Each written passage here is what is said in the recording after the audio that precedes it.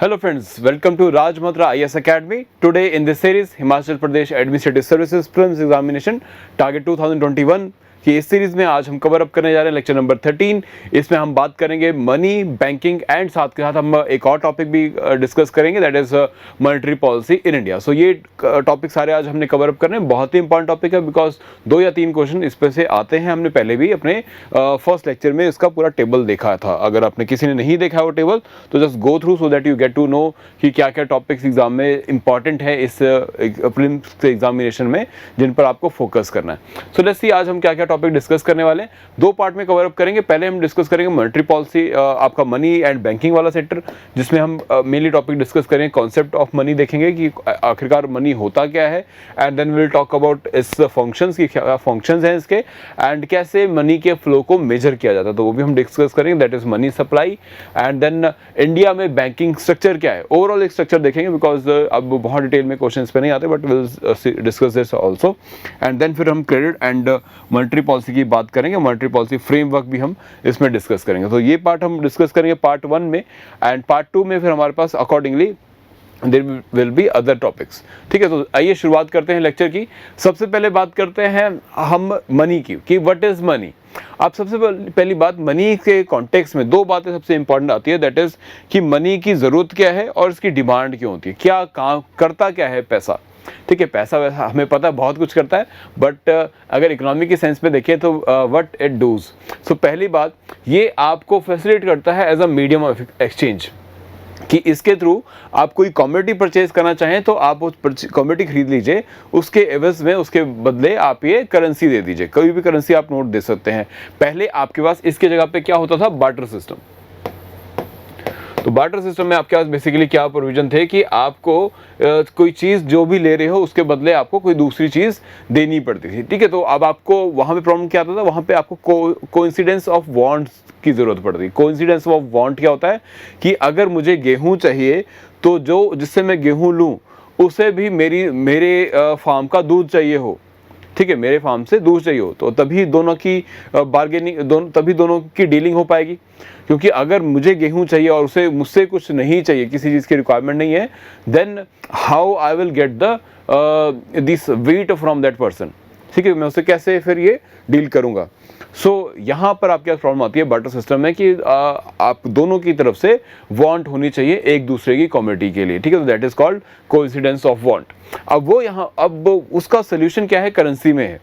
अगर आप currency note बना देते हैं तो वो इंडिविजुअल आप उससे गेहूं खरीद सकते हैं, उसके बाद उससे नोट दे दीजिए, और वो उस नोट से उसे कुछ और मटेरियल चाहिए, अगर आपसे दूध नहीं चाहिए था तो किसी और से कोई और मटेरियल वो परचेज कर सकता है। तो इसी पर्पज से first function of the money is that is medium of exchange, and then second is unit of account. Unit of account क्या होता है कि आप मेजर कर सकते हो, किसी भी चीज़ की वैल्यू जो है वो पैसे से नापी जा सकती है। Almost everything in this world can be measured in terms of money. ठीक है, कुछ चीज़ें नहीं भी नापी जा सकती, बट मेनली आपकी बहुत सभी की सभी इकोनॉमिक टर्म्स में अगर हम बात करें तो सब चीज़ें आपकी इकोनॉमिक वैल्यू के टर्म में नापी जा सकती हैं। तो जैसे कि अगर आपको मैं बोलूं, अभी हम बात करते हैं गेहूं की, तो आप बोलते हो कि 20 रुपये किलो आटा हो गया या 50 रुपये किलो आपके पास चावल हो गया, इस तरह से जब आप बोलते हैं तो आप उस चीज़ की वैल्यू जो है उसके यूनिट के बेसिस पे लगा रहे हो, करेंसी के यूनिट के बेसिस पे लगा रहे हो। That is your unit of account. अब पहले अगर हम बात करें, पहले जब आपके पास करेंसी नहीं हुआ करती थी तो कैसे आप पैसे को सिक्योर करते थे, in the form of the product itself, कि आप अपने पास जितना गेहूं रख सको, जितना और प्रोडक्ट्स रख सको, वही आपके पास आपकी सेविंग हुआ करती थी। या फिर अगर आप उसे बेचकर सोना ले लें और सोने और चांदी जैसी चीज़ों को अपने घर में सिक्योर रख सके, तो वो आपका जो भी वैल्यू है उसको स्टोर करने का तरीका हुआ करता था। ठीक है, लेकिन इसको कन्वीनियंट बनाया करेंसी ने क्या किया है इसमें कि आपके पास अब आपको ना ही बड़े बड़े ड्रम में गेहूं चावल रखने की ज़रूरत है, ना अदरवाइज़ ना आपको बड़े बड़े तिजोरियाँ बना के आपको पैसा रखने की ज़रूरत है। आप बैंक में डिपॉजिट करा सकते हैं, एंड दैट्स मीन कि अब आपके पास एक स्टोरेज ऑफ वैल्यू का भी काम करता है, और ओवर द ईयर्स जो है इसकी वैल्यू या फिर उस नंबर की रिडक्शन नहीं होती एटलीस्ट। ठीक है, तो that is the other part. Now demand क्यों है पैसे की? दो पर्पसेस के लिए, एक तो आपको वो ट्रांजैक्शन मोटिव के लिए यूज किया था जैसे हमने डिस्कस किया, and second speculative motive. Speculative motive होता है कि इन फ्यूचर आपको लगता है कि किसी भी चीज़ के दाम जो है वो बढ़ सकते हैं and accordingly you use it for that purpose. इसको हम आगे डिस्कस करेंगे स्पेकुलेटिव मोटिव को। सो ये था about the function of money and the demand of money, कि आपको पैसा चाहिए क्यों। अब पैसे इसी से रिलेटेड आपकी दो चीज़ें फर्दर आ जाती हैं, दैट इज अबाउट कि आपको सप्लाई साइड में जहाँ से पैसा बनाया जा रहा है, आपने डिमांड किया तो पैसा कहीं से सप्लाई भी होगा, तो पैसे का जो सोर्स है उसमें क्या कंपोनेंट्स आते हैं, ये पैसा आता कहाँ से आपके पास। सो सबसे पहली बात, पैसा आपके पास दो फॉर्म में आता है। एक आता है आपके पास करेंसी की फॉर्म में, जब आप करेंसी लेते हो किसी बैंक के थ्रू इशूड की हुई करेंसी, स्पेसिफिकली अगर आप इंडिया में हो तो आरबीआई की इशूड की हुई करेंसी आप यूज़ करेंगे, है ना। सो ये जो करेंसी है ये आपका कंपोनेंट बन जाता है मनी का in terms of currency in the hand of people, ठीक है। और इसी को हम फिएट मनी बोलते हैं। फिएट मनी बिकॉज क्योंकि ये डायरेक्टली आपकी करेंसी नोट की फॉर्म में है और इसको हाईली सर्कुलेट किया जा सकता है और it can be use directly, ठीक है, विदाउट एनी वेट और एनी टाइम लैग आप इसे यूज़ कर सकते हैं। Now they do not intrinsic value नहीं है इसकी कोई। अब बात क्या है कि जो आपके पास नोट है, जो आरबीआई ने आपको नोट इशू किया 2000 रुपये का मान लेते हैं, सो ये 2000 के बस एक नोट का पीस ही है जिसके ऊपर कभी 500 कभी 2000 कभी 100 रुपये लिख दिया जाता है। आखिरकार है तो पीस ऑफ पेपर, तो इंट्रिंसिक वैल्यू कुछ भी नहीं है, मतलब उसकी खुद उस पेपर की वैल्यू कुछ भी नहीं है, उस पर लिखे हुए नंबर की वैल्यू है और नीचे आरबीआई गवर्नर के साइन की वैल्यू की वजह से उसकी ऑथेंटिकेटिव बढ़ती है, क्योंकि उसके नीचे आरबीआई गवर्नर का साइन है। इस करके ये एक लीगल टेंडर बन जाता है और जहां पर आरबीआई गवर्नर आपको ये लिखते हैं कि मैं धारक को इतने रुपए अदा करने का जो है वादा करता हूं, प्रॉमिस करता हूं एंड अकॉर्डिंगली, ठीक है। सो ये आपका पार्ट हुआ, that is about the currency with the people. अब ये एक तो ये तरीका है मनी का आपके हाथ तक पहुंचने का, या डिमांड आप जब करते हैं मनी की तो किस तरह से आपसे पहुंचाया जाता है, that is one is currency and other is that is demand deposit with the public, ठीक है। दूसरा सोर्स क्या है मनी का, मनी सप्लाई का, दैट इज कि जो पैसा आपने जमा किया हुआ है बैंक में थ्रू वेरियस, अभी हम देख रहे थे डिमांड आपके पास जो सप्लाई साइड है या जो डिमांड साइड है, डिमांड साइड में हमने बात किया था कि जो पैसा है वो कैसे आप स्टोर भी करते हैं, ठीक है, कैसे आप उसको स्टोर करते हैं। जो आपने स्टोर किया पैसा तो कैसे किया, आपने बैंक में डिपॉजिट अकाउंट खुलवा के वो पैसा डिपॉजिट किया है, सो वो भी एक सोर्स ऑफ मनी है, तो वो भी एक सप्लाई ऑफ मनी का सोर्स है, ठीक है। तो दो सोर्स हुए, एक आपका करेंसी के थ्रू पैसा आपके पास आता है, इस पूरे फ्लो ऑफ मनी में आता है, और दूसरी बात कहाँ से आता है, that is your demand deposit, जो आप डिपॉजिट करते हो in the form of bank deposits.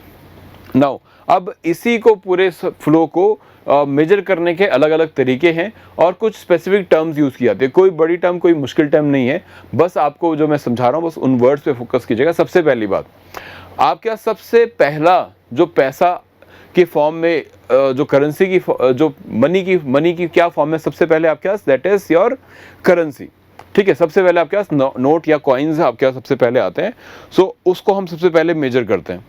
सो और कुछ नहीं करना है, हमने बस यही देखना है कि हम क्या क्या चीज़ें इसमें इंक्लूड करते हैं और उसी को हम नंबर करेंगे। आप यहाँ पे जो देख रहे हो M1 M2 M3 M4 ये जो लिखा है, बस ये कुछ नहीं है, ये मनी 1 मनी 2 मनी 3 मनी 4 इस तरह से आपको है। अभी होता क्या है ये हम समझ लेते हैं, बिकॉज प्री में आपको कई बार पूछ लिया जाता है। तो सबसे पहली बात M1 क्या है आपका, सो M1 मतलब अब हम नापने के अलग अलग तरीके देख रहे हैं। हम करेंसी का जो मनी का जो फ्लो है, मनी के फ्लो को अलग अलग तरीकों से मेज़र करने के तरीके समझ रहे हैं। पहला तरीका उनमें से ये है जिसको बोला जाता है M1, और इसमें क्या क्या चीज़ें मेज़र की जाती हैं। पहली चीज़ जो आपके पास करेंसी है, जो आपकी जेब में नोट पड़े हुए हैं, आपके घर में नोट पड़े हुए हैं, सिक्के पड़े हुए हैं, वो। और दूसरी बात जो आपने बैंक में डिपॉजिट किया हुआ है, बैंक में या कमर्शियल, चाहे वो आपका कमर्शियल बैंक हो चाहे आपका कॉर्पोरेटिव बैंक हो, वहाँ पर आपने डिपॉजिट किया है तो वो इसमें कवर अप होते हैं। सेकंड, थर्ड इज जो अदर डिपॉजिट्स हैं विद आरबीआई, जो कि बैंक्स भी आरबीआई के पास डिपॉजिट करते हैं, तो वो भी इसमें आपके कवर अप किए जाते हैं, that is other deposits held by the public with the reserve bank of India, ठीक है। तो ये तीन चीज़ें आप इंक्लूड करते हो, आपका currency with the public, demand deposit with the of the people with the banks, and third the other deposit, ठीक है। डिमांड डिपॉजिट का मतलब होता है जो आप सेविंग अकाउंट खुलवा कर बैंक में पैसा जमा कराते हैं, उसकी हम बात कर रहे हैं, ठीक है जी। नाउ अब आते हैं अगला मैकेनिज्म ऑफ मेजरिंग मनी। अब इसमें ये सवाल ध्यान में रखना कि आपका करेंसी तो कहीं नहीं जाने वाला। करेंसी जो है वो बिकॉज आप मनी के फ्लो को मेजर कर रहे हो, और मनी के फ्लो को जो आप मेजर कर रहे हो तो बेसिकली आपको क्या करना है, आपको सबसे बेसिक जो कंपोनेंट है मनी का उसको तो हमेशा लेके चलना पड़ेगा, और दैट इज करेंसी। तो करेंसी आपके पास पहले आएगी इसमें, ठीक है। तो वो हर एक में आपको मिल जाएगा। तो M2 में अगर हम देखेंगे तो M1 मतलब ये तीनों के तीनों इसमें इंक्लूड किए जाएंगे, करेंसी भी, डिमांड डिपॉजिट भी और अदर डिपॉजिट भी। प्लस एक और जरिया होता है आपको पैसे सेव करने का, वो है पोस्ट ऑफिस। पहले बहुत यूज़ किया जाता था पोस्ट ऑफिस को, बिकॉज गांव कस्बों में आपके पास बैंक्स नहीं हुआ करते थे, लेकिन पोस्ट ऑफिस हुआ करता था। तो गवर्नमेंट उस समय पर पोस्ट ऑफिस के थ्रू भी बैंकिंग की कई फैसिलिटीज़ जो है प्रोवाइड करती थी, जैसे सेविंग अकाउंट की फैसिलिटी, ठीक है। तो इस करके अगर हमें फर्दर और चीज़ें इंक्लूड करनी है इस सप्लाई ऑफ मनी को मेजर करने के लिए, तो हम M1 के अलावा, मतलब जो बैंक्स में जमा किए जाने वाला पैसा है और अदर डिपॉजिट्स वाला पैसा है, उसके अलावा हम पोस्ट ऑफिस में सेव किया हुआ पैसा भी इंक्लूड करेंगे। एक बात यहाँ पे याद रखना, अब क्या है कि आपके पास इंडिया पोस्ट करके आपके पास बैंक भी बन चुका है, तो वो अब बैंक है, पहले वो पोस्ट ऑफिस था, ठीक है। तो हम यहाँ पे पोस्ट ऑफिस की बात कर रहे हैं। तो एज अ बैंक जब वो इंडिया पोस्ट अब बन चुका है, या उसने अलग से एक अपनी एंटाइटी बना ली है एज इंडिया पोस्ट बैंक, सो वो आपका अलग बैंकिंग सिस्टम के अंडर ही आता है, ठीक है। तो वो बैंकिंग सिस्टम के अंदर आता है, तो वो इसका पार्ट नहीं रहा, वो आपका इसका डिमांड डिपॉजिट का पार्ट है। तो अगर आपने इंडिया पोस्ट बैंक में पैसे जमा कराए हैं तो उसका मतलब आपने डिमांड डिपॉजिट में आपके पैसे काउंट होंगे, इसमें नहीं। लेकिन अगर कुछ गाँव कस्बों में अभी भी ये स्कीम बैंक पोस्ट ऑफिस चला रहे हैं, तो वहाँ पर वो हम इसमें इंक्लूड करें। क्लियर? नाउ नेक्स्ट, इसके बाद आता है नेक्स्ट मेजरमेंट ऑफ मनी का।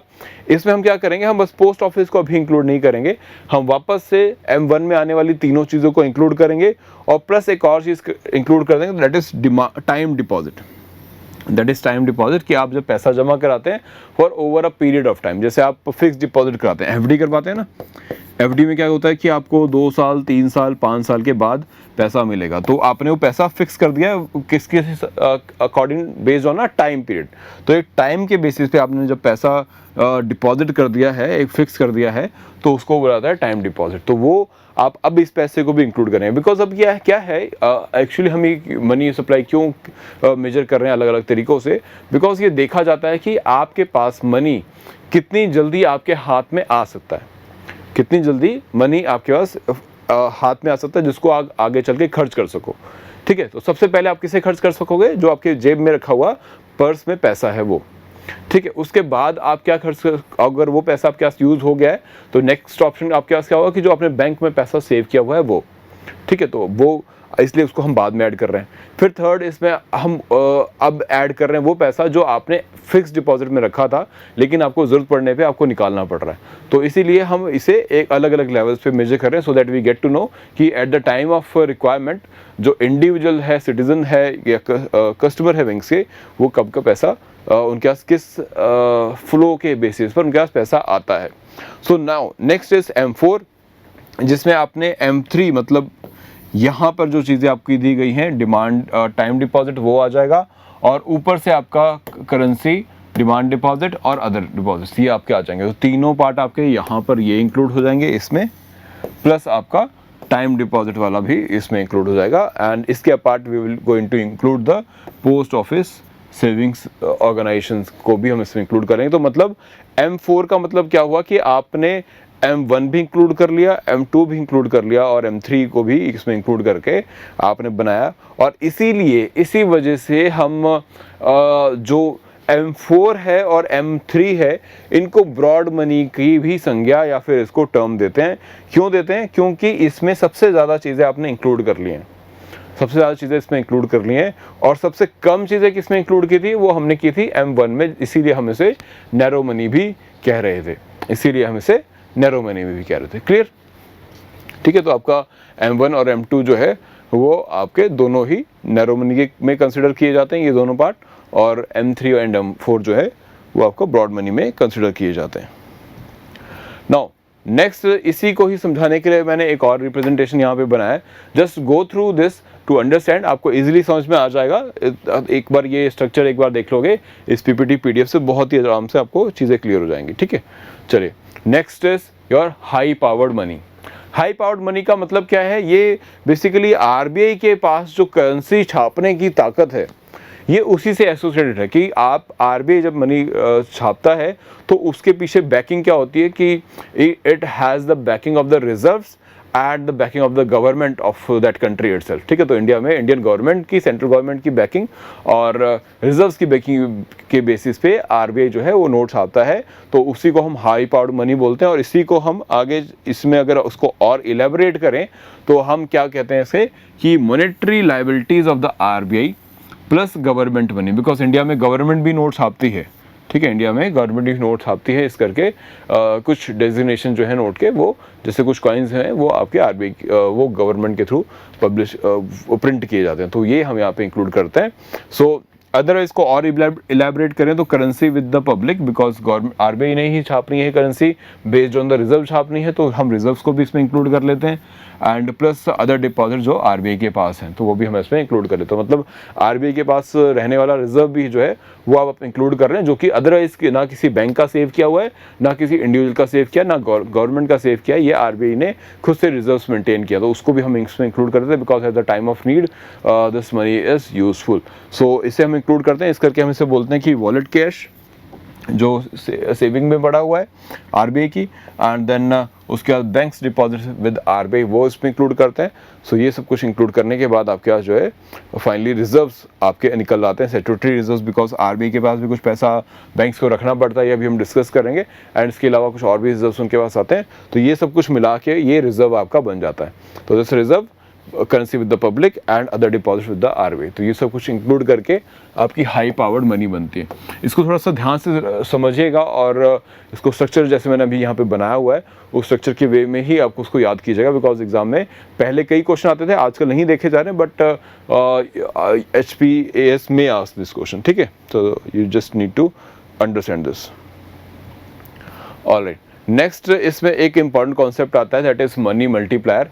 मनी मल्टीप्लायर क्या है कि जैसे आपने बैंक के ऊपर 1000 रुपये जो है जाके जमा कराए, बैंक ने इस पैसे को आगे यूज किया और इसमें से सारा तो नहीं लेकिन 800 रुपये जो है वो आगे लोन पर दे दिया। ठीक है, और एक को नहीं दिया, दो अलग अलग लोगों को दिया, एक को 500 दिया और एक को जो है 300 दिया, क्योंकि बैंक को पता है कि जिसने 1000 रुपये भी डिपॉजिट किया है वो अभी लेने नहीं आएगा। So this gives you the flexibility कि आप आगे लोन दे सकते हैं। ठीक है, ऐसे ही होता है बैंकिंग सिस्टम में, बैंक के पास पैसा ऐसे आता है आपके डिपॉजिट से ही।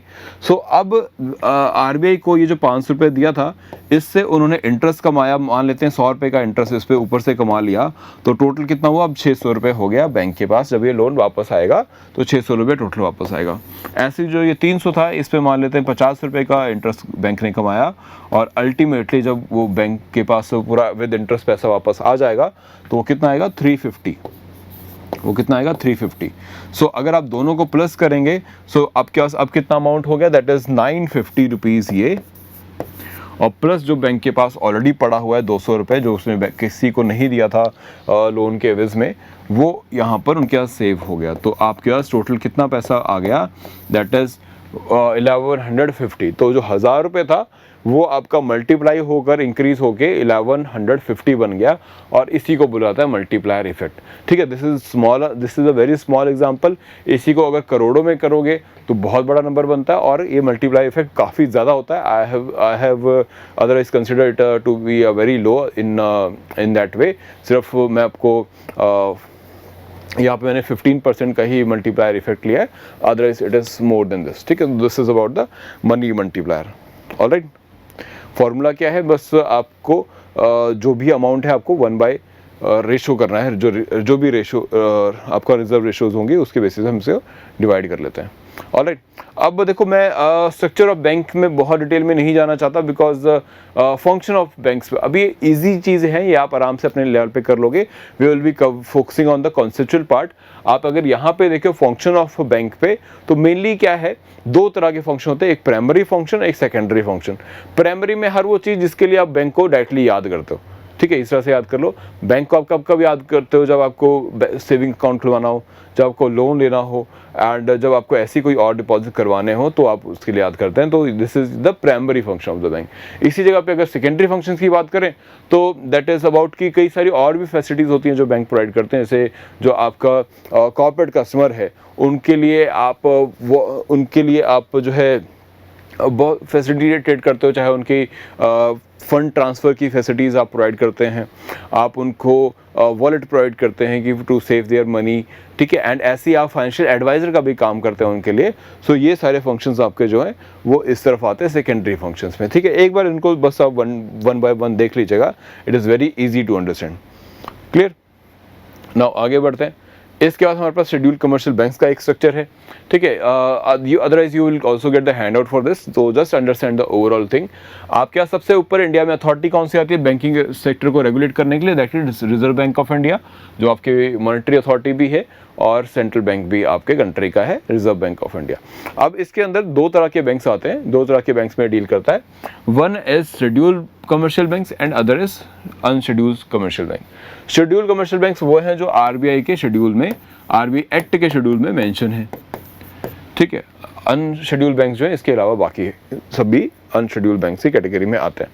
अब शेड्यूल्ड बैंक में भी फर्दर कैटेगराइजेशन है, इनको हम कमर्शियल बैंक बोलते हैं and we call them cooperative bank. Cooperative bank तो जो है वो स्टेट लेवल पे काम करते हैं, सेंट्रल के लेवल पे भी आप देखोगे 2 या 3 स्टेट्स से, अगर 2 से ज़्यादा स्टेट्स में अगर कोई भी बैंक काम कर रहा है तो उसको हम क्या बोलते हैं, हम उसे अलग अलग central cooperative bank and all other names we give them, ठीक है। तो ये अलग अलग स्टेट गवर्नमेंट के एक्ट्स के थ्रू जो है ये बनाए जाते हैं, ठीक है। तो हर स्टेट में आप देखोगे इस तरह के बैंक्स आपको मिल जाएंगे, state cooperative bank, central cooperative bank, and then you have primary credit agencies और प्राइमरी क्रेडिट सोसाइटीज़, ठीक है। You must have heard about these banks की, जहाँ पर हमने देखा था कि वो अच्छा परफॉर्म नहीं कर पा रहे and due to various administrative concern ये एक तरह से फेलियर की तरफ जा रहे हैं, ठीक है। तो we have discuss this in otherwise also. So अब आपके पास कमर्शियल बैंक पे आते हैं। कमर्शियल बैंक में आपके पास 3 तरह के बैंक हैं।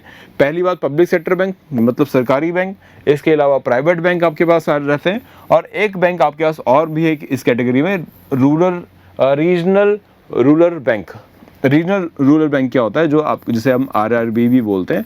आरआरबी बेसिकली क्या है, ये आपका विलेज लेवल पे या फिर बोले आपका जो इंटीरियर्स लेवल्स हैं, या स्पेसिफिकली ये काम करता है आपके रूरल एरिया में, जहाँ पे आपका एग्रीकल्चर एक सबसे इम्पॉर्टेंट इकोनॉमिक एक्टिविटी है, और उनकी कुछ स्पेसिफिक रिक्वायरमेंट्स को ध्यान में रखते हुए ये काम करता है। बिकॉज जो ये बड़े बैंक है, चाहे पब्लिक सेक्टर बैंक हो या फिर आपके प्राइवेट सेक्टर बैंक हो, ये अर्बन एरियाज़ में ज़्यादा फोकस करते हैं, और बिकॉज वहाँ पे दे फाइंड प्रॉफिटेबिलिटी, बट कुछ स्पेसिफिक रिक्वायरमेंट्स भी हैं रूरल एरिया की, और उनको कवर अप करने के लिए आपको अलग से एक बैंकिंग सिस्टम बनाना पड़ा, क्योंकि जो ये बैंक है वहाँ पे पार्टिसिपेट नहीं कर रहे और बैंकिंग फैसिलिटीज़ जो है रूरल एरियाज तक, गांव देहात तक पहुँचाना चाहते हैं। तो उसके पर्पज़ से आपने ये अलग से एक बैंकिंग सिस्टम क्रिएट किया। तो ये 3 कैटेगराइजेशन आपके पास हो जाती है। And then further you have RBI, कई जो बैंक्स हैं, एसबीआई की बहुत बड़ी स्ट्रक्चर है बैंकिंग सिस्टम में आरबीआई की पूरी सिस्टम अलग ही पैरेलली चलता है। इंडिया में काफ़ी ज़्यादा पोर्शन तो आरबीआई के एसबीआई के द्वारा ही इस्टेब्लिश किया हुआ है। तो जो आपका एसबीआई है, ये आपका मेन एक इंस्टीट्यूशन बन जाता है for the purpose of banking structure in India, ठीक है। तो क्योंकि एसबीआई के सबसे ज़्यादा आपको ब्रांचेस भी मिलेंगे इंडिया में, सबसे ज़्यादा बैंक्स भी मिलेंगे, और बाकी सारे बैंक एक तरफ, आरबीआई पूरा एक तरफ आ जाता है। तो इस करके एक इंपॉर्टेंट इंस्टीट्यूशन बन जाता है। एंड ऐसे ही फिर और भी आपके नेशनल बैंक्स हैं, गवर्नमेंट बैंक्स, जो कि जिनमें अभी मर्जिंग चल रही है, कई सारे बैंक्स मर्ज हो चुके हैं। एंड देन प्राइवेट में आपके पास इंडियन बैंक है कुछ, और कुछ है फॉरेन बैंक। तो ये आपका पूरा है आपका स्ट्रक्चर, जो इंडिया में अभी बैंक का स्ट्रक्चर है, बैंकिंग सेक्टर का स्ट्रक्चर बना हुआ है। अब आरबीआई के फंक्शंस भी accordingly I will suggest you कि आपने हैंडआउट से पढ़ लेना है या फिर अदरवाइज अपने जो भी सोर्स रेफर कर रहे हैं वहाँ से इसको पढ़ना है, because this is very very basic ideas, ठीक है। और इसमें कुछ खास ऐसा नहीं है जो मुझे समझाना पड़े, जैसे बैंकर्स बैंक, मतलब बैंक्स भी जिसके ऊपर डिपेंड कर सकें for their loan and for their advances, उस बैंक को आरबीआई बोलते हैं, that is the function. And ऐसी मिलिट्री इशूज़, मिलिट्री अथॉरिटी, हम इसको भी डिस्कस करेंगे, how it is a military authority. Now recently you must have heard about the news कि जहाँ पर आपके बैंक्स का मर्जर हुआ है, कई सारे बैंक्स को मर्ज किया गया है, कई और जिनको मर्ज करके कुछ नए बैंक्स बनाए गए हैं, कुछ नए बैंक्स में इनको एंटाइटलमेंट दी गई है। तो ये एक ग्राफिकल रिप्रेजेंटेशन है, एक बार ये देख लीजिएगा, ये आपके पिछले कुछ सालों में ये चेंजेस किए गए हैं, तो just refer to them. Alright, एक इम्पॉर्टेंट चीज़ जो मैं डिस्कस करना चाहता हूँ दैट इज़ रिगार्डिंग आपको एग्जाम में जो क्वेश्चन आता है with respect to payment bank and small bank, ठीक है। ये बहुत ज़्यादा अब यूपीएससी में भी प्रीलिम में एक बार क्वेश्चन आ चुका है। सो ये एक नई चीज़ है बैंकिंग सेक्टर में कि बैंक को आरबीआई ने कुछ नए बैंक्स को आगे प्रमोट करने के लिए दो नए तरीके के बैंक जो हैं इंडिया में इस्टेब्लिश किए हैं। एक को बोला जाता है पेमेंट बैंक एंड दूसरे को बोला जाता है स्मॉल बैंक। अब इसको जरा समझिएगा और इस इन्फोग्राफिक को एक बार ज़रूर रीड कीजिएगा, तब आपको और क्लियर होगा। शायद आपको अभी स्क्रीन पर इतना क्लियर ना दिख रहा हो। सो इसमें क्या बात कर लेते हैं डिफ्रेंसिएशन की। नाउ अब पेमेंट बैंक कौन चलाते हैं? पेमेंट बैंक कौन चला सकता है? इसे कोई भी चला सकता है, खासकर वो जो जिनका किसी भी तरह से एक अच्छा स्ट्रक्चर ऑलरेडी इंडस्ट्री में बना हुआ है, चाहे वो टेलीकॉम इंडस्ट्री हो, मींस आपका पेनिट्रेशन या आपकी जो आपका एक्सपेंस है वो बड़ा होना चाहिए, आपकी कई जगह पे रीच होनी चाहिए, चाहे गांव है, चाहे शहर है, या फिर कोई और स्टेट है। तो ऐसी रीच किनके पास होती है? जैसे टेलीकॉम कंपनीज बड़े लेवल पे काम करते हैं, आपके एनबीएफसी जो आपके financial non banking financial corporations हैं, जो कि बैंकिंग के अलावा आपको और सर्विस दी जाती हैं, चाहे लोन की हो या फिर अदरवाइज, तो ये आपके एक और कंपोनेंट है। देन ऐसे ही और बिजनेस कॉरस्पॉन्डेंट्स अगर ये शुरू करना चाहें, जो आपकी सुपरमार्केट चेन्स हैं, उनको भी ऑप्शन दिया गया कि अगर आप कि इतना एक्सपेंड या फिर इतनी वैल्यूएशन या फिर बोलें आपका इतना एक्सपीरियंस है कस्टमर डीलिंग में, so you will be allowed to settle a payment bank.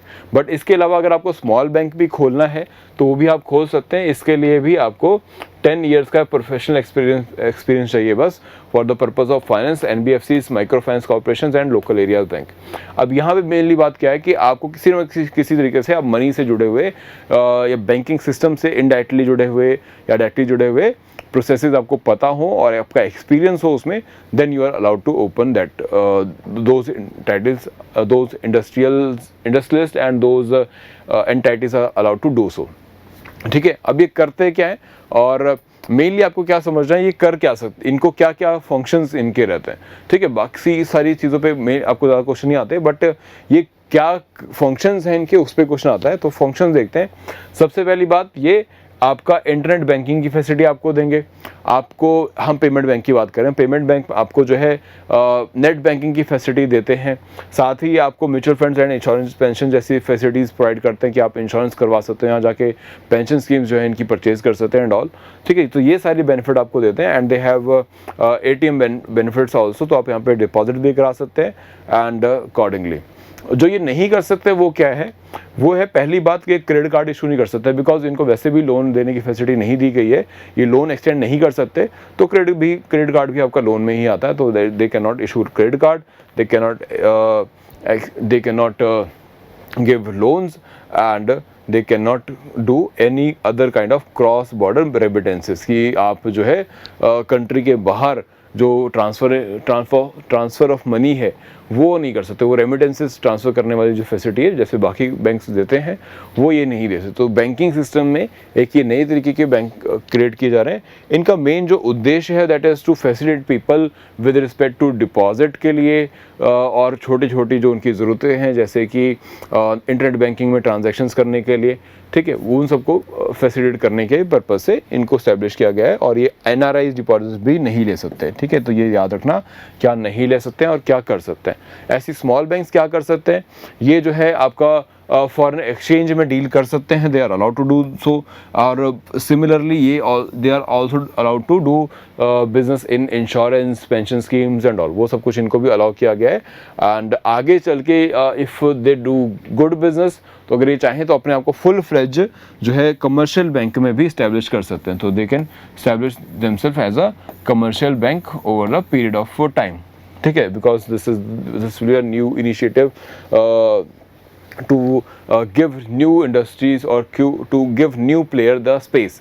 अब नए प्लेयर, अगर कोई नया बैंकिंग सिस्टम में आना चाहता है तो ज़रूरी नहीं है आपको बड़ा फुल फ्लेज बैंक ही इस्टेब्लिश करना है पहले यार, बिकॉज उसमें बहुत सारी रिक्वायरमेंट होंगी regarding branches, regarding ATMs, regarding customer and with regard to regulations of the RBI also. But यहाँ पे आप एक छोटे लेवल से शुरुआत कर सकते हैं and further you can expand to the other areas, ठीक है। तो this is what they can do. But कुछ जो चीज़ें ये नहीं कर सकते वो है कि बहुत बड़े लोन ये नहीं दे सकते पहली बात। देन इसके अलावा अपनी कोई फर्दर सब्सिडीज़ नहीं फ्लोट कर सकते। एंड इसके अलावा किसी भी और तरह के सोफिस्टिकेटेड फाइनेंशियल इंस्टीट्यूशंस या प्रोडक्ट्स में ये डील नहीं करेंगे, किसी भी और तरह के सोफिस्टिकेटेड फाइनेंशियल प्रोडक्ट्स में डील नहीं कर सकते। That is the other limitation on them. Clear?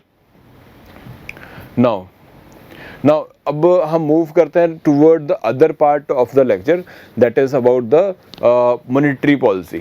अब मॉनेटरी पॉलिसी में मूव करें उससे पहले आपको कुछ बेसिक चीज़ें समझनी है, कुछ बेसिक टर्म्स हैं जो समझनी है।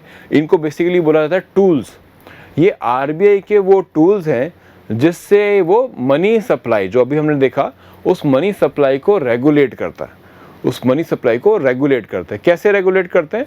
इन टूल्स के द्वारा। और इन टूल्स को अगर मुझे कैटेगराइज करना हो तो I can categorise them in two parts, that is one is reserve ratios and one other is policy rates. तो ये दो तरीके होंगे इनको कैटेगराइज करने के।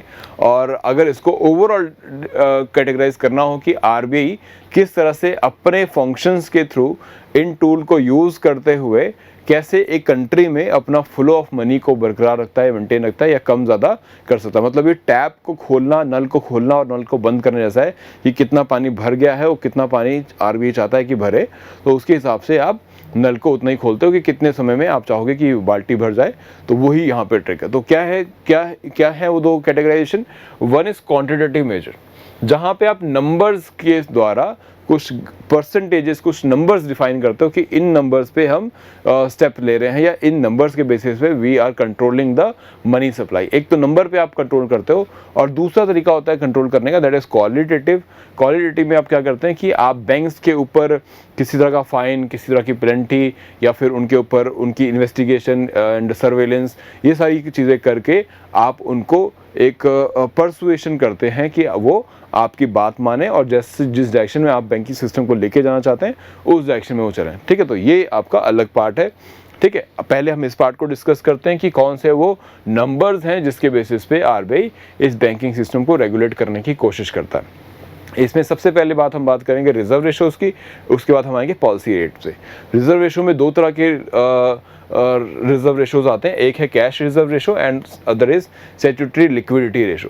अब ये जो रिजर्व रेशोज़ हैं ये क्या है? रिजर्व पहले वर्ड लग रहा है तो मतलब आपको कुछ रिजर्व रखना है।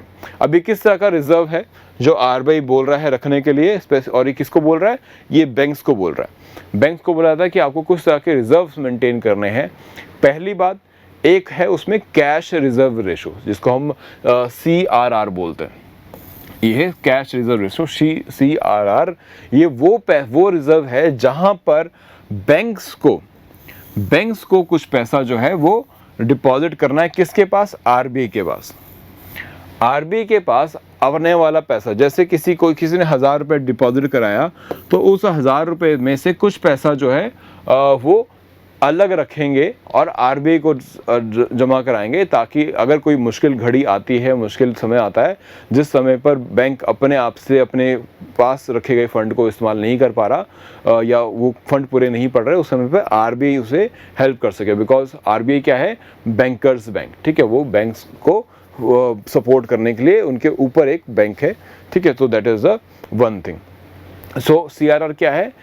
वो रिजर्व रेशो जिसके अंदर लोगों को या जिसके अंदर बैंक्स को अपने पास जो भी पैसा है ठीक है, specifically time and demand liability हम बोलते हैं इसको, time and demand liability, net time and demand liability. ये क्या है कि जहाँ पर आपको अमाउंट ऑफ मनी, जहाँ पर आपको जो भी किसी भी तरह का डिपॉजिट आ रहा है, चाहे वो सेविंग बैंक में आने वाला डिपॉजिट हो, चाहे लोन अकाउंट के जो चाहे वो आपको फिक्स डिपॉजिट के थ्रू आने वाला लोन हो, आप उस लोन के बेसिस पर जितना भी ये पैसा आ रहा है उसका कुछ पोर्शन आप आरबीआई के पास जमा कराएंगे, ताकि आरबीआई आपको आगे चल के कभी आपको जरूरत पड़े तो हेल्प कर सके through the fund, because RBI के पास भी फंड आपका रहेगा। तो आरबीआई आपसे बेसिकली कुछ पैसा स्पेयर रखने के लिए बोल रहा है, ताकि आप सारे के सारे पैसे को लोन में ना दे दें और आगे आने वाली दिक्कतों का सामना करने के लिए बस आपका कोई रिजर्व ना हो, ऐसा ना हो। इस करके कुछ अमाउंट जो है आरबीआई आपसे कह रहा है कि आप हमारे पास डिपॉजिट कर दीजिए, तो उसी को हम बोल रहे हैं कैश रिजर्व रेशो। एंड दूसरा एक और रेशो इसमें है, that is statutory liquidity ratio. Statutory liquidity ratio क्या है? ये बात करता है कि आपको एक बैंक को कुछ पैसा अपने पास भी मेंटेन रखना है। ठीक है, दो तरह के रिजर्व्स हुए। एक पैसा बैंक्स को बोला गया of your net time and demand liability, जो आपको आरबीआई के पास जमा कराना है, और एक बोला गया जो आपको अलग रख लेना है लेकिन अपने पास रखना है। ठीक है, आपको आगे लोन वगैरह के लिए इस पैसे को यूज़ नहीं करना, आप इसे अलग से रखेंगे और अपने पास रखेंगे, अपने बैंकिंग सिस्टम में ही रखेंगे।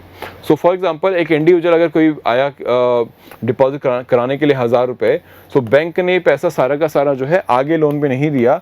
आरबीआई की इंस्ट्रक्शन की वजह से बैंक को पहले आपका कैश रिजर्व रेशो की बेसिस पे, अगर हम मान लें कि 6% कैश रिजर्व रेशो बोल दिया है आरबीआई ने कि आपको जो है कैश जो है रिजर्व में कितना रखना है of your net time and demand liability.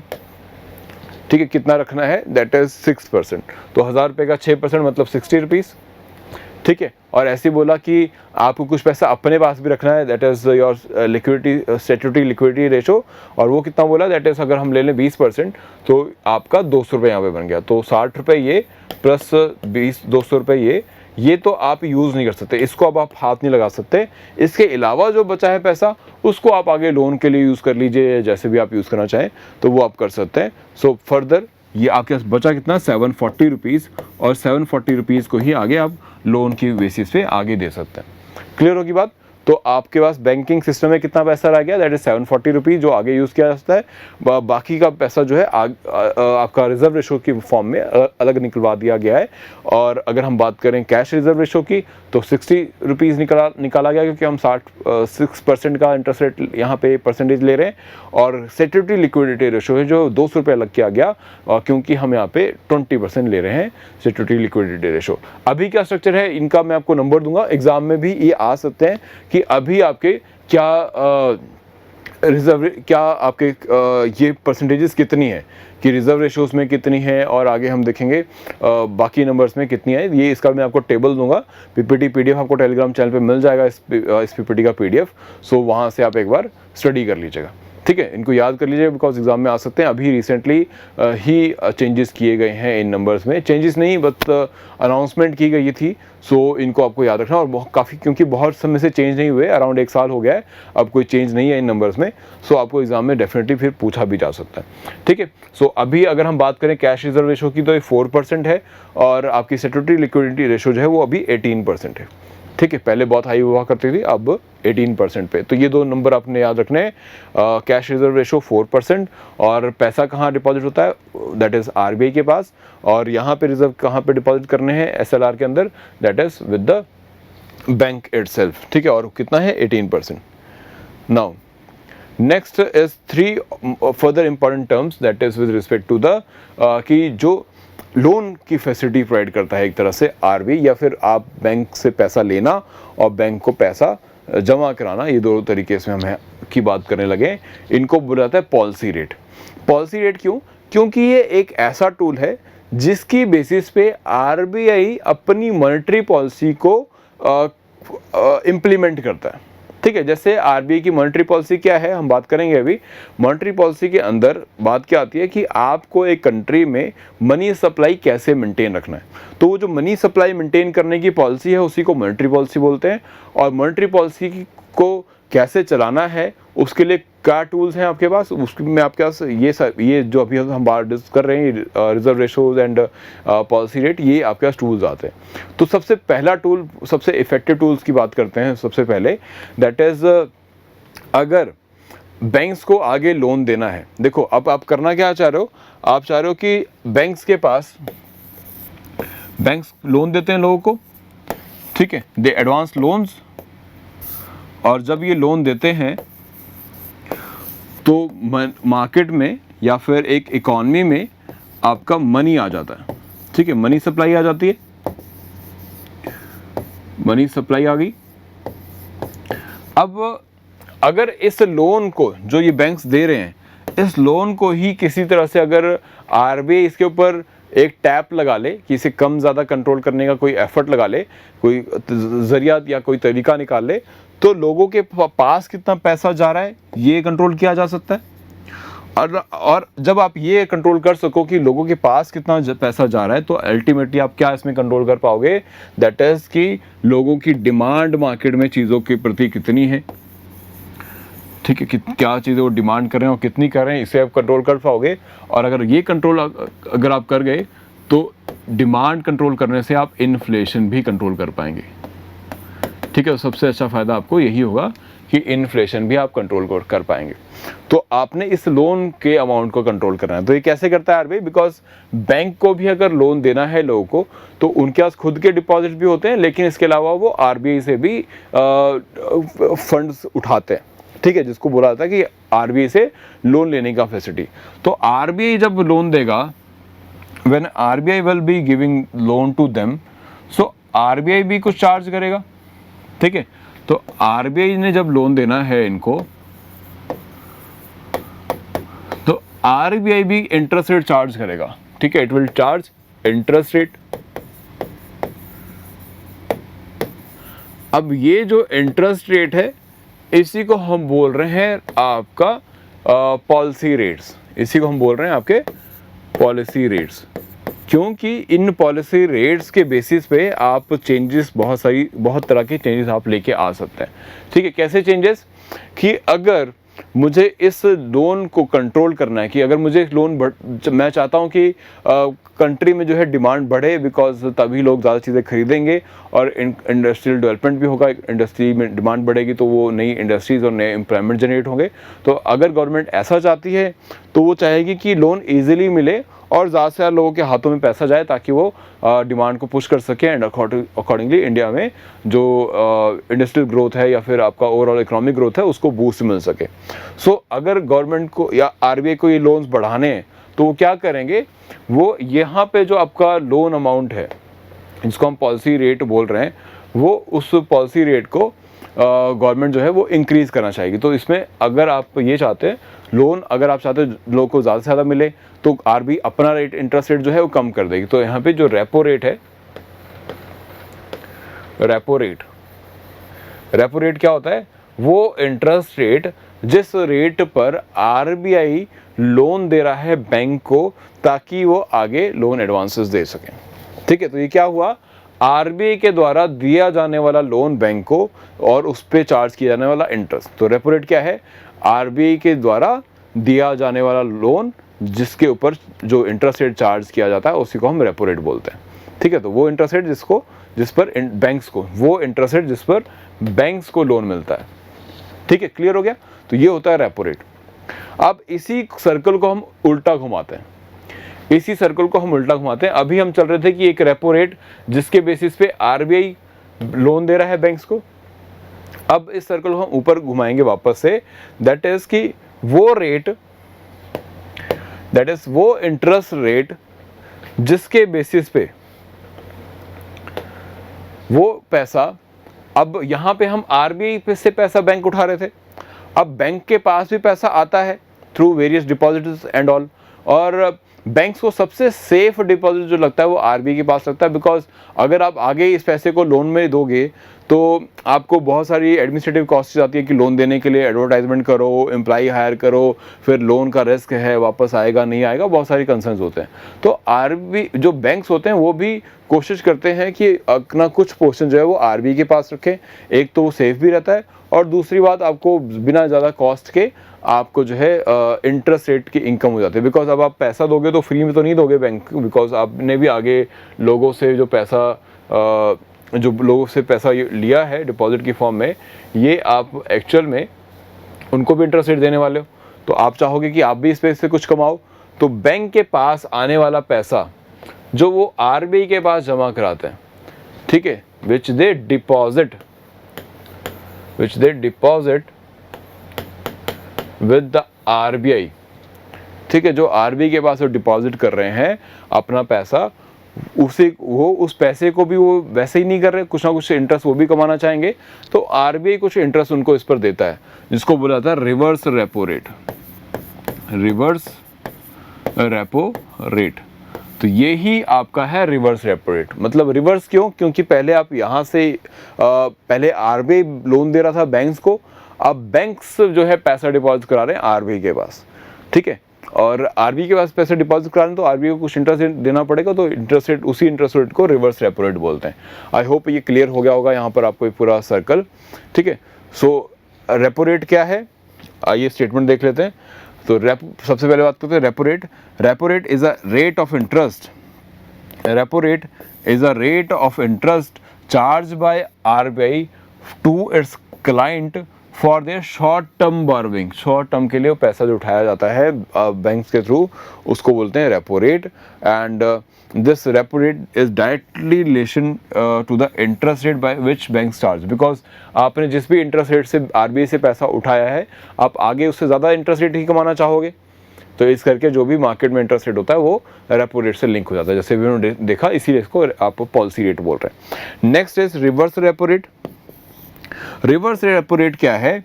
ये वो रेट ऑफ इंटरेस्ट है जिसपे जो क्लाइंट्स हैं वो पार्क करते हैं अपना पैसा for short term funds. Park word use किया गया, याद रखना, लोन नहीं दे रहे हैं RBI itself is a big entity, उसे आपसे लोन की जरूरत नहीं है, आप अपना पैसा डिपॉजिट कराते हैं या पार्क करते हैं आरबीआई के पास, ठीक है जी। तो that is about this part. Alright, so ये आपके हुए repo rate and reverse repo rate. Now third one is your bank rate.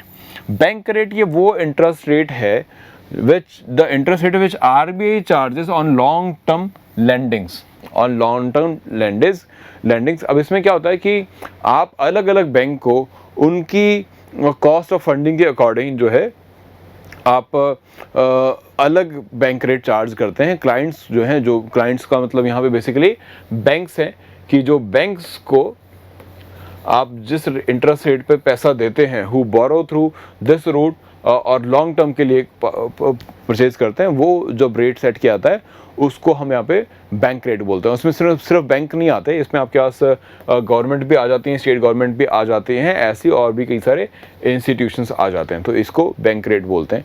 ये पहले काफ़ी ज़्यादा यूज़ किया जाता था, अब ये इतना यूज़ नहीं किया जाता, ठीक है, अब इसको इसका पर्पज़ नहीं है। नाउ अब ये सारे आपने जो पॉलिसी रेट्स देखे और रिजर्व रेशोज़ देखी, इसको अगर हम रिलेशनशिप देखें तो कैसे काम करते हैं। देखिए, अभी गवर्नमेंट ने लास्ट ईयर जब लॉकडाउन लगाया तो इकोनॉमिक एक्टिविटीज़ बहुत ज़्यादा नीचे चली गई, तो गवर्नमेंट चाहती थी कि ये जो डिमांड, जो अभी हम यहाँ पे देख रहे थे, ये जो डिमांड है ये बढ़े। तो इस डिमांड को अगर आपको बढ़ाना है तो यहाँ पे लोन ज़्यादा से ज़्यादा जाएं, आप ये चाहोगे कि लोगों के पास पैसा इजीली पहुँच जाए, तो गवर्नमेंट ने अपना जो रेपो रेट है वो रिड्यूस किया और रिवर्स रेपो रेट भी अकॉर्डिंगली इसके साथ लिंक किया जाता है, तो वो आपका कम आया। तो यहाँ पे आप देखोगे इस डिमांड को बढ़ाने के लिए गवर्नमेंट ने आपके जो इंटरेस्ट रेट्स हैं उनको कम कर दिया है, ठीक है, उनको कम कर दिया है। पहले 5.15 पर हुआ करता था, फिर और रिड्यूस किया, 4.4 किया गया इसको, और अब ये काफ़ी समय से 4% पे चल रहा है। अब ये काफ़ी समय से 4% पर चल रहा है। तो this is called your relationship. अब ये दोनों का रिलेशनशिप है, और इसमें आपका जो 4% आप देख रहे हो, दिस इज प्रेजेंट, बात कर रहा हूँ प्रेजेंट की। आपका रेपो रेट क्या है, वो 4% पे चल रहा है, और रिवर्स रेपो रेट ये हमेशा कम रखा जाता है रेपो रेट से।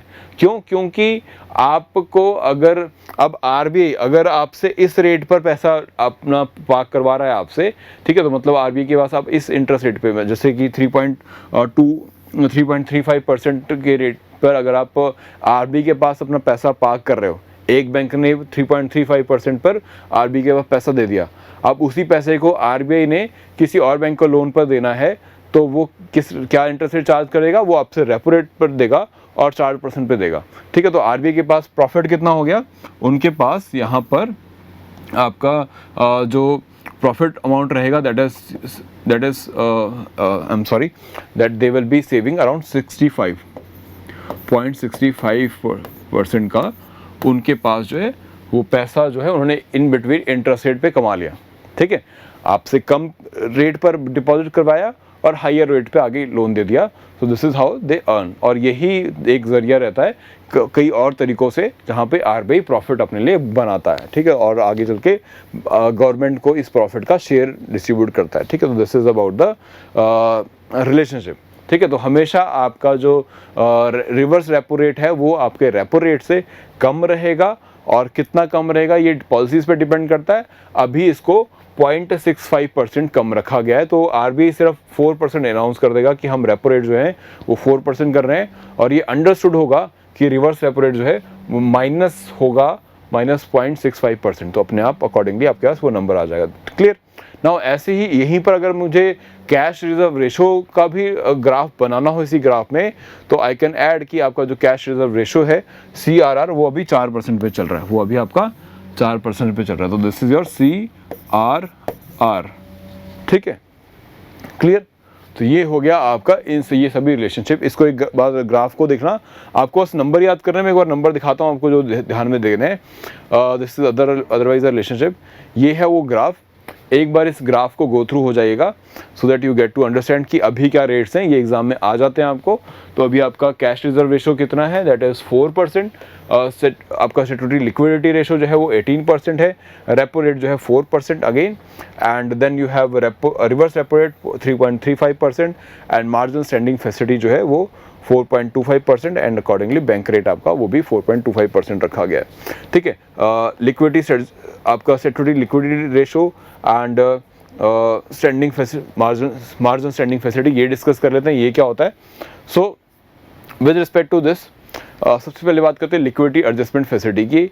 ये एक फैसिलिटी दी है आरबीआई ने टू द कमर्शियल बैंक्स की अगर वो अपनी रेशोज़ को मेंटेन नहीं कर पा रहे, स्पेसिफिकली अगर वो अपनी कैश रिजर्व रेशो को या स्टैट्यूटरी लिक्विडिटी रेशो को मेंटेन नहीं कर पा रहे हैं, तो उसे मेंटेन करने के लिए भी वो आरबीआई से पैसा उठा सकते हैं, वो आरबीआई से पैसा जो है ले सकते हैं for short period of time. Obviously they will be charge interest rate for this purpose, but that they will be able to get this because otherwise RBI जो है प्लेंटी लगाता है, and RBI want them to maintain this reserve ratio at all the time, but कई बार due to advances and due to other concerns bank नहीं maintain कर पाते। तो ये एक फैसिलिटी दी गई है लिक्विडिटी एडजस्टमेंट फैसिलिटी के अंदर कि आपको लिक्विडिटी मेंटेन करने के लिए आप आरबीआई से पैसा ले सकते हैं, ये सभी के लिए है। और इसी की जगह पर दूसरी तरफ हमारे पास है मार्जिन स्टैंडिंग फैसिलिटी, जो सिर्फ कमर्शियल शेड्यूल कमर्शियल बैंक्स के लिए है, वो इस फैसिलिटी के अंदर पैसा उठा सकते हैं। ठीक है, तो बात सेम है दोनों में, दैट इज़ कि आपको रेशोज़ मेंटेन करने के लिए आपकी कैश रिजर्व रेशो और स्टैट्यूटरी लिक्विडिटी रेशो के लिए ही ये दिया जा रहा है, but this is given only to the schedule commercial bank, इस करके इसको डिफरेंट वे में प्रेजेंट किया गया है। Alright, so this is about the these terms. अब इसके पार्ट कुछ और भी टर्म्स की बात करते हैं, एग्जाम में एक बार ये भी टर्म्स आए हुए हैं। सो पहली बात करेंगे बेस रेट की। बेस रेट पहले आपके पास आरबीआई जो है बैंक्स को इंस्ट्रक्शन दिया करता था कि ये मिनिमम इंटरेस्ट रेट रहेगा जो आप चार्ज करेंगे टू द कस्टमर। ठीक है, तो the interest rate below which the schedule commercial banks will not lend no loan to इस customer aim at enhancing the transparency. क्यों किया गया? बिकॉज कई बार कंपटीशन के चक्कर में एक बड़ा क्लाइंट मिल गया बैंक्स को, दो बैंक्स को, और which is going to take 500 crore loan और 1000 करोड़ लोन। सो उस वहाँ पर कम्पीट करने के लिए वो अपना इंटरेस्ट रेट कम कर रहे हैं। बड़ा क्लाइंट हो या छोटा क्लाइंट हो, आप उस क्लाइंट को अट्रैक्ट करने के लिए अपना इंटरेस्ट रेट कम करते हो, और इंटरेस्ट रेट ही तो वो चीज़ है जहाँ से बैंक्स पैसा कमाते हैं। ठीक है, आखिरकार वो पैसा कमाते ही इंटरेस्ट से ही है। ठीक है, जो आप पैसा जमा कराते हो, वहाँ पर जो लोन आप लेते हो उसके अवधि में जो आप इंटरेस्ट देते हो बैंक को, वही उनकी सोर्स ऑफ इनकम है। अब अगर कंपटीशन के चक्कर में अगर आप यही काफ़ी नीचे ले आओ आपका जो बेस रेट है बैंक का वो काफ़ी नीचे ले आओ, तो वो वहाँ पर आपके पास प्रॉब्लम हो जाती है कि उनकी सस्टेनेबिलिटी की। और बैंक की सस्टेनेबिलिटी बहुत ज़रूरी है, बिकॉज बहुत सारे लोग उससे जुड़े हुए हैं, बहुत सारे लोगों का पैसा जो है वहाँ पे डिपॉजिट की फॉर्म में पड़ा हुआ है। तो this need to be taken care of. So RBI ने एक बेस रेट डिसाइड किया होता था पहले कि जिसके नीचे आप लोन नहीं दे सकते, हर बैंक का अलग अलग रेट डिसाइड किया जाता था। तो that is the one thing. But अब क्या है कि आरबीआई ने इसे डीरेगुलेट कर दिया बाय 2010। अब हर एक बैंक अपने बेसिस पे अपना खुद का जो है बेस रेट डिसाइड करता है, and they just need to inform the government, inform the RBI, और आरबीआई उसके पीछे का मैकेनिज्म देखता है और ये देखता है कि ये रीजनेबली ठीक अमाउंट डिसाइड किया गया है कि नहीं। तो that is the only role the RBI play in this now. अब जो बैंक लोन देते हैं लोगों को, सिर्फ क्लाइंट्स को, वो उसका फॉर्मूला अब चेंज हो गया। तो अब बेस रेट के बेसिस पे आप नहीं करते हैं, अब आप एक नया फॉर्मूला आया है जिसको हम MCLR बोलते हैं। This is called marginal cost of fund based lending. Marginal cost of fund based lending. एक मेन बात बताता हूँ इसमें क्या है। अब क्या है कि जो बड़ा बैंक होगा उसके पास क्लाइंट भी बहुत ज़्यादा होंगे और उसके पास ब्रांचेस भी बहुत ज़्यादा होंगी, और एक ब्रांच से वो बहुत ज़्यादा क्लाइंट्स को डील भी कर सकता है, ठीक है। लेकिन जो छोटा बैंक होगा उसकी ब्रांचेस कम होगी, उसके पास क्लाइंट कम होंगे, और एक बैंक से या एक ब्रांच से डील करने वाले कस्टमर भी कम होंगे। तो मतलब आपके पास नंबर ऑफ कस्टमर कम है और इंफ्रास्ट्रक्चर ज़्यादा बड़ा है, तो आपकी कॉस्ट ऑटोमेटिकली सर्विसेज देने में ज़्यादा आएगी। ऐसे ही लोन देने के लिए भी आपकी कॉस्ट जो है ज़्यादा आएगी, और इसलिए आपको ये सिस्टम दिया गया है कि आप अपनी कॉस्ट को कंसिडर करके आप अपना इंटरेस्ट रेट जो है डिसाइड कर सकते हैं। बिकॉज बड़े बैंक्स को आप ये बोलो कि रेट ऑफ इंटरेस्ट जो है इस अमाउंट पे रहेगा, तो उनके लिए प्रॉब्लम, बिकॉज वो बड़ा बिजनेस कर रहे हैं, तो वो कॉस्ट जो है वो कॉस्ट कम आता है उनको बिजनेस करने में। यहाँ पे इकॉनमी ऑफ स्केल काम करती है कि अगर आप बहुत ज़्यादा चीज़ें या बहुत ज़्यादा प्रोडक्शन कर रहे हो किसी चीज़ की, तो आपकी ऑटोमेटिकली पर एडिशन यूनिट ऑफ कमोडिटी जो है आपकी कॉस्ट कम आती है। तो उसी कॉस्ट को ध्यान में रखते हुए आप जो है उसी कॉस्ट को ध्यान में रखते हुए आप अपना इंटरेस्ट रेट खुद डिसाइड करते हैं, ठीक है। तो यहाँ पे आप जो इंटरेस्ट रेट बैंक को चार्ज करने वाले हैं for the purpose of loan, वो कैसे डिसाइड किया जाता है? It is decided based on their own cost of funding, on cost of funds. तो इसी को बोला जाता है आपका marginal cost of fund based lending rate. इसमें मैंने एक कंपैरिजन बनाया पहले और अभी में। बेस रेट पहले जब होता था तो कॉस्ट ऑफ डिपॉजिट दोनों में दिखा जाता था, लेकिन इसमें आप मार्जिनल कॉस्ट देते हो कि एक एडिशनल लोन देने पर या न्यू लोन देने पर आपको क्या कॉस्ट आ रहा है। बिकॉज जो पहले कॉस्ट आया था वो तो आपने इंफ्रास्ट्रक्चर वगैरह सब कुछ स्टैब्लिश कर लिया तब कॉस्ट था, लेकिन अब नए लोन देने पर क्या एडिशनल कॉस्ट आ रहा है उस पर आपको इंफ्रास्ट्रक्चर इंक्लूड नहीं करेंगे। बस जो नया आपने एडिशन हो सकता है आपको सेल्स पर्सन को हायर किया आपने और लोन देने के लिए, तो बस वही आपकी कॉस्ट में एडिशन है। So that is only which you need to be considered here. तो this is the main difference here. बाकी सारी चीज़ें आपकी इसमें सिमिलर रखी गई है, बट एक और चीज़ है that is average turn off net worth. And यहाँ पे आप देखते हैं कि आने वाला टाइम में आप कितना इसमें आने वाले टेन्योर में आप कितना इसमें कमाने वाले हैं। So that is the thing. Now अब बात करते हैं एक इम्पॉर्टेंट कमेटी की, जो कि आपकी है monetary policy committee, and monetary policy framework के अंदर ये बनाया गया है। मॉनेटरी पॉलिसी फ्रेमवर्क जो है ये क्या है, बेसिकली गवर्नमेंट और आरबीआई, सेंट्रल गवर्नमेंट और आरबीआई ने मिलकर एक फ्रेमवर्क डिसाइड किया है, जिसके अंदर जो सारे policy rate, reserve ratio rate जो है वो डिसाइड किए जाएंगे और उनको इस तरह से इम्प्लीमेंट किया जाएगा ताकि हम इन्फ्लेशन को भी टारगेट कर सकें, ठीक है। क्योंकि मेन एजेंडा क्या है, आपको इन्फ्लेशन कंट्रोल में रखनी है और साथ के साथ इकोनॉमिक ग्रोथ भी जो है वो भी मेंटेन रहे उसकी भी कोशिश करनी है। तो इसके लिए 2016 में आरबीआई एक्ट में चेंजेस किए गए, आरबीआई एक्ट 1934 में चेंजेस किए गए, और अब आपको 2016 के बाद से अब आपके पास न्यू मैकेनिज्म है for setting up the policy rates and for managing development of the micro economic situations, ठीक है। तो उन दोनों को मैनेज करने के लिए पर्पस से ही किया गया है, ठीक है। तो इसमें मेनली आप क्या कर रहे हो, आप इन्फ्लेशन टारगेट करो। तो इसको याद रखना, आप मॉनेटरी पॉलिसी फ्रेमवर्क में मेनली जो objective that is to target the inflation की इन्फ्लेशन कभी कंट्रोल से बाहर ना जाए, एक फिक्स नंबर पे रहे। एंड दूसरी बात, इकोनॉमिक ग्रोथ भी हैम्पर ना हो with these all repo rates, ठीक है, with these all policy rates and all. तो अब ये पॉलिसी सेट कैसे की जाएगी, एवरी टाइम एक इंटरेस्ट आपका जो इन्फ्लेशन है उसको सेटल किया जाएगा फॉर द पीरियड ऑफ 5 साल। 5 साल के लिए सेटल किया जाएगा। जैसे 2016 में जब पॉलिसी आई तो 2016 से लेके 2021 तक के लिए आपने इन्फ्लेशन का टारगेट रखा कि 4% के अंदर अंदर ही रहनी चाहिए, 4% के अंदर अंदर ही रहनी चाहिए, और हर बार 5 साल में एक बार इसे डिसाइड किया जाएगा और फिर इसको कॉन्स्टेंटली टारगेट किया जाएगा। और अभी क्योंकि अब आपके पास 2021 मार्च 2021 निकल चुका है, तो ये 5 साल पूरे हो गए, तो 1 अप्रैल 2021 से फिर से एक टारगेटिंग फिर से सेट कर दी गई है अगले 5 साल के लिए। तो 1 अप्रैल 2021 से लेके मार्च 2026 तक फिर से टारगेटिंग सेटल की गई है, और इसे सेम रखा गया है, कोई चेंज नहीं है। पहले भी 4% था और अभी भी इसको 4% रखा गया है, और बाकी लिमिट भी सेम है कि 2% का कम ज़्यादा का स्कोप रखा गया है कि 4% अगर आप मेंटेन नहीं कर पा रहे, जैसे लास्ट ईयर पेंडेमिक वगैरह के वजह से इकोनॉमिक सिचुएशन हिली, तो आप 4 से 6 तक जा सकते हो या 4 से 2 पर आ सकते हो। 2 से नीचे नहीं जाना है और 6 से ऊपर नहीं जानी चाहिए, और ideal number will be 6, ideal number will be 4। तो आपको 4% से किसी भी हाथ में 4% मेंटेन करने की कोशिश करनी है, और अगर किसी रीज़न से 4% मेंटेन नहीं होता है तो वो रीज़न भी आपको मेंशन करने हैं। You need to provide the information to the public at large and to the government also कि ऐसा क्यों नहीं मैनेज हो पाया। तो इसके लिए आपको जो है गवर्नमेंट को रिपोर्ट भी सबमिट करनी है फॉर दिस पर्पस, ठीक है।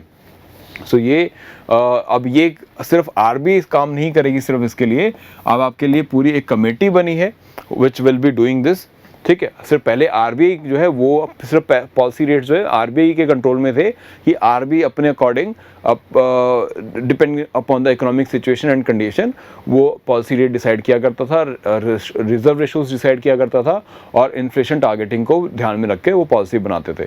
लेकिन अब ये पावर जो है उनको शेयर करनी है विद द गवर्नमेंट।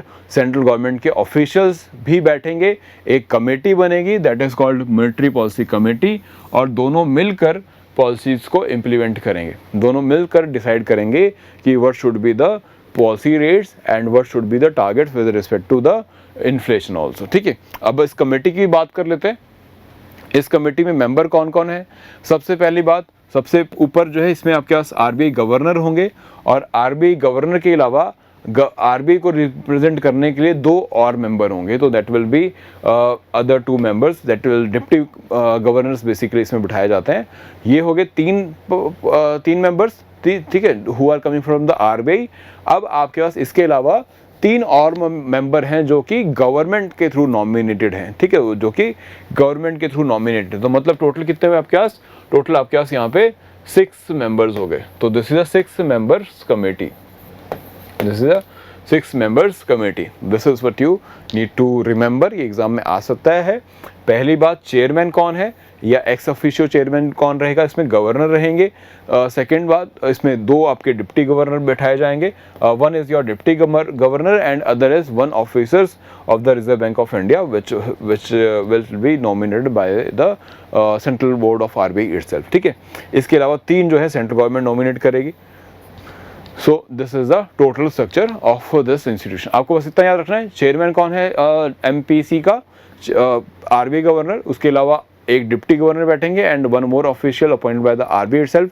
तो आरबीआई के 3 मेंबर हो गए इन टोटल, एंड इसके अलावा आपके बैंक जो सेंट्रल गवर्नमेंट है वो भी 3 लोग और अपॉइंट करेगी, that will be basically nominated by the central government itself. Clear now, तो इनका अब काम क्या रहेगा। इनको सबसे पहली बात, they will be required to meet 4 times in a year, 4 बार मिलना है, और they will be taking a decision based on those meetings, and हर बार इनको हर 6 महीने में एक रिपोर्ट निकालनी है जिसमें आरबीआई को ये बताना है कि इस रिपोर्ट का नाम होगा बेसिकली मॉनेटरी पॉलिसी रिपोर्ट, और इस पॉलिसी रिपोर्ट में इनको बताना है कि इन्फ्लेशन अगर इंक्रीज़ कर रही है तो क्यों इंक्रीज़ कर रही है, what is the source of inflation, and आने वाले 6 से 18 महीनों के लिए व्हाट द फोरकास्ट इज, ठीक है, कि वो क्या फोरकास्ट कर रहे हैं, ताकि एक ट्रांसपेरेंसी रहे कि इन्फ्लेशन किस डायरेक्शन में जा रही है, किन वजहों से बढ़ी, क्या ये फूड प्रोडक्ट्स में इंक्रीज़ हुआ है, इन्फ्लेशन हुई है, या फिर आपके और कमोडिटीज़ में इंक्रीज़ की वजह से हुआ है। तो this is what this is all required here. Alright, so ये थे बेसिकली सारे पार्ट जो वी वांटेड टू डिस्कस। एक बार इस पीपीटी पीडीएफ को गो थ्रू हो जाइएगा, so that if there is any query concern you can ask me in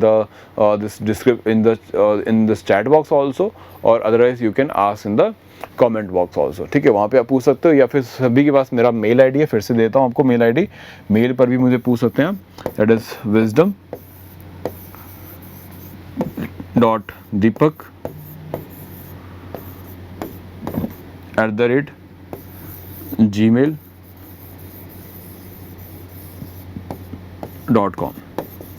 So you can ask your query concerns here also, and if required you can give your contact number. अगर required होगा तो मैं खुद से ही call back कर लूँगा आपको, so you can mail me on this number. ठीक है, so this is all for today. We'll see you in the next session, and next session में हम डिस्कस करेंगे foreign trade and policy. So this is our next topic, and इसके साथ ही we are just concluding, we are about to conclude our this series also. ठीक है, चलिए, this is all for today. Thank you so much.